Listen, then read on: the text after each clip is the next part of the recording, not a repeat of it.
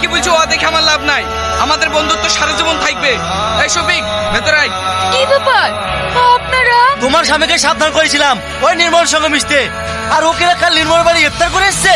না না মোড়ল সাহেব, ও কাল গ্রেপ্তার করতে চাইনি তো। খবরদার মিথ্যে কথা বলবো না ভাবি। কাল নির্মল মা নিজে আমাকে বলেছে আমাদের গ্রেপ্তার করতে এসেছিল। দেখ তোর স্বামীকে, ওকে গ্রাম থেকে ঠায় ঠায় বের করে দেবো। মোড়ল সাহেব ও তো বাড়িতে নাই, একটু মাঠ পানে গেছে। মাঠে তো সারা রাত থাকবে না, আসুক তারপর দেখছি। এই চ ওগো মোর সব কি বললো? আমার কি লজ্জা লাগে না? আমি তোমাকে বারবার বারণ করি ওদের বাড়িতে যাইও না যাইও না। আমার কথা তো শুনবে না। দেখুন সব গ্রামের লোক খেপে গেছে। তুমি তাড়াতাড়ি বাড়ি থেকে পালিয়ে যাও, না ঘর ঠেঙে মেরে ফেলবে। দাদা দাদা তুই কোথায় যাচ্ছিস? তোদের বাড়িতে যাচ্ছ না, নতুন গাছে কটা বেগুন হয়েছে তো তাই দিতে। তুই আমাদের পাড়ে যাসনি ভাই, তুই আমাদের পাড়ে গেলেই তোকে মারবে।